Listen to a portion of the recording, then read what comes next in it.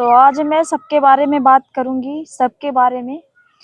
जो ऐसे लोग हैं जो कि दहेज के लिए अपनी बेटी की जान, अपनी बहन की जान गंवा देते हैं, कुछ लालची लोगों की भरपाई न करने की वजह से। तो हेलो फ्रेंड, कैसे हो आप सब? उम्मीद है आप सब बहुत ही अच्छे होंगे, स्वस्थ होंगे, मस्त होंगे। और फ्रेंड, मैंने अंशु का एक वीडियो देखा अभी जस्ट, और अंशु का कहना है कि उनकी बगल में उनकी ननद लगती थी, उनको जो है ना दहेज के लिए मार दिया गया। ठीक है, आज फिर से शैतान लोगों की जीत हो गई ना। मतलब इस चीजों को लोग कैसे समझेगा, ये समाज कब सुधरेगा?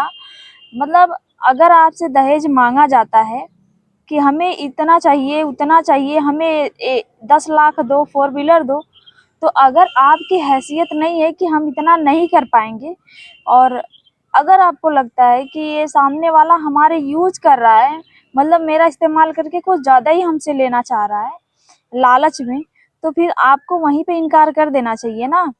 अब आपने क्या किया है, अपनी बेटी की शादी तो करा दी है ना, शादी करा दी, उसकी जान तो जोखिम में डाल दिया। अब आपने बात को कह दिया कि हमें इतना तो दहेज हम दे देंगे, लेकिन आप समय पे दे नहीं पा रहे हो, तो उसके लिए उसकी जान को गंवाना पड़ा। मालूम है कैसे? जब आपकी लड़की सुखी नहीं है और आपको पता है कि मेरी लड़की खुश नहीं है। देखो, आज के डेट में माँ बाप को आज के डेट में ना माँ बाप को बेटी तलाक मंजूर नहीं है, बेटी का, कि बेटी का तलाक हो जाए। ठीक है, जहाँ बेटी एडजस्ट नहीं कर पा रही है, नहीं कुछ वो कर पा रही है मैनेज, और वहाँ से वो हटना चाहती है, अगर उसने रो के अपना दर्द बयां कर दिया अपने माँ बाप के सामने, तो देखो बेटी तो इतने जल्दी, इतने मतलब अपने माँ बाप के सामने अपने कोई भी दुख दर्द शेयर नहीं करती है, वो भी खास करके ससुराल का।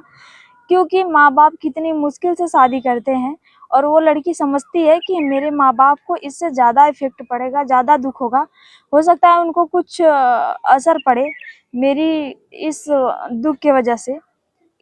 वो खुश रहने के लिए, अपने माँ बाप के खुश रहने के लिए वो कुछ नहीं बताती है। तो इसका ये मतलब नहीं है कि आप अगर जानते हो कि मेरी बच्ची खुश नहीं है, तो भी मैं वहाँ पे ढकेलूँ उसको बार बार कि नहीं, जाके तुम वहाँ रहो, एडजस्ट करो। अरे क्या है, अगर घर वाले नहीं मैनेज कर पा रहे उसके साथ, वो वहाँ पे खुश नहीं रह पा रही है, तो जबरदस्ती क्या है भाई?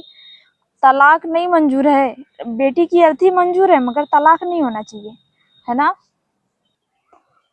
तो देखो, मैं यही कहना चाहती हूँ, कैसे माँ बाप है जो ऐसी लड़की को ऐसा संस्कार दिए हैं कि अपनी देवरानी का घर बर्बाद कर दिया उसने। अपने देवर के साथ जब तुम्हारा अफेयर था, तो तुमने शादी ही क्यों कराई? तुम उसी के साथ रहती ना, उसी के साथ रहती। तुम्हें तो और तुम्हारा पति कैसा है, उस पर तो घिन आ रहा है। तुम्हारा पति कैसा है कि अपनी एक बीबी नहीं संभाल पाया, उसको दूसरे के पास जाना पड़ रहा है ना। और दहेज के लालच में किसी की जान ले लेना, ये कहाँ तक सही है? नहीं पसंद है, नहीं एडजस्ट हो पा रहे हो, तो छोड़ दो। इतना ही दहेज का भूत सवार है तो छोड़ के दूसरी शादी कर लो ना, अमीर लड़की से, जहाँ पे दहेज भर भर के मिले। क्या जरूरी है किसी की जान लेना? तो फ्रेंड, मैंने अंशु का वीडियो देखा एक आज, और वो वीडियो देखने के बाद बहुत ज़्यादा वो दुख हुआ, इसलिए मैंने सोचा आप सबसे बातें करूं, शेयर करूं। क्योंकि लोग ना, बहुत सारे व्यूवर्स, बहुत सारे सब्सक्राइबर लोग ऐसे हैं जो कि जहाँ पे बोलना होता है वहाँ पे तो बोलते बिल्कुल भी नहीं है, और जहाँ पे नहीं बोलना होता है वही कूदते रहते हैं। ठीक है, ये बात मैं सच बोल रही हूँ। क्योंकि अभी सरोज के पति एक्सपायर हो गए, मतलब उनका एक्सीडेंट हुआ, उनका डेथ हो गया, तो लोग उनको कमेंट कर रहे थे सरोज को कि तुम्हारा दो दो पति है, जबकि किसी के पास ये प्रूफ नहीं है। ना ही सरोज ने ये कहा था कि मेरी इनसे शादी हो गई है, दूसरी शादी हो गई है, ऐसा कुछ नहीं कहा था। फिर भी लोगों ने गलत गलत कमेंट किया, गलत सलत वीडियो बनाया, और अभी भी नहीं मान रहे लोग, वीडियो ही बना रहे। जाके एक बार उस लड़की की हालत तो देखो, उसकी हालत क्या हो गई है।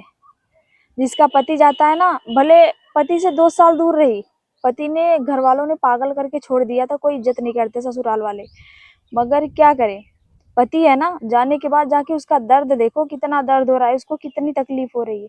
कहना तो बहुत आसान है, लेकिन जब ऊपर गुजरेगी तब समझ में आता है। ठीक है? इसलिए किसी को ऐसे शब्द का इस्तेमाल किसी के लिए मत करो जो तुम्हारी बातों से उसको ठेस पहुँचे। और मैं तो ये कह रही हूँ कि आप लोग सरोज के मैटर में बहुत जाते हो, बोलते हो। जिसकी जान चली गई है, जाके उसके ससुराल वालों के पीछे पड़ो। जिसने एक बच्ची की जान ले ली, एक सीधी-सादी लड़की की, ठीक है? दहेज के लिए। तो मैं तो यही कहती हूँ यार, क्या है, अगर आप अपनी लड़की को पैदा करते हो, पाल के इतना बड़ा कर देते हो, 18, 20 साल, 25 साल अपने घर पे रख लेते हो, तो क्या अगर उसका अच्छा घर संसार नहीं मिला है, तो उसका तलाक करा दो ना। मारना ज़रूरी है। अपनी बच्ची को 1-2 साल और रख लो अपने पास, अच्छे से शादी कराओ उसकी देख के। तलाक तो मंजूर नहीं है, पर बेटी की अर्थी आ जाए वो मंजूर है आप सबको, है ना?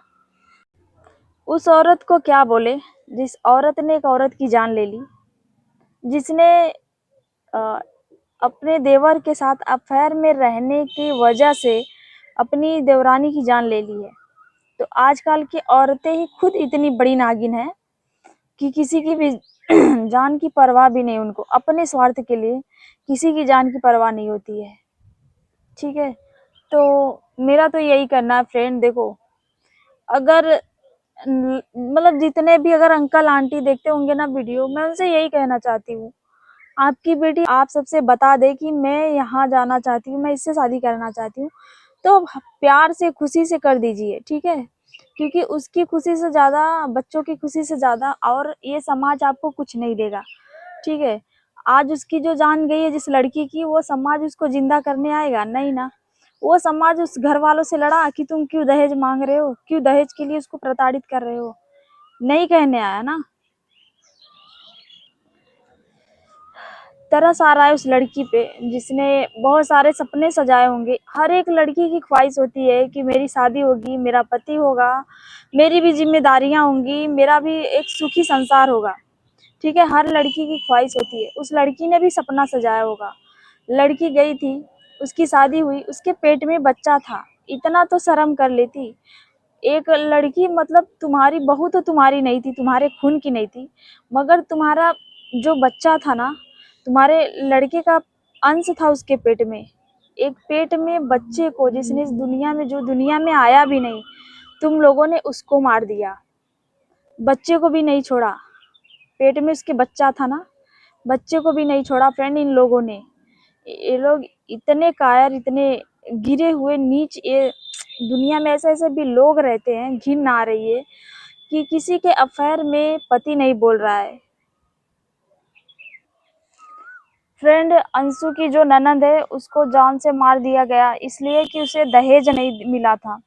दहेज में उन सबको, अरे यार इतने अमीर लोग थे, तुम्हें दहेज की क्या जरूरत थी? और इतनी ही दहेज की जरूरत थी तो क्या एक बाइक नहीं ले सकते थे? एक बाइक के लिए किसी की जान ले सकते हो?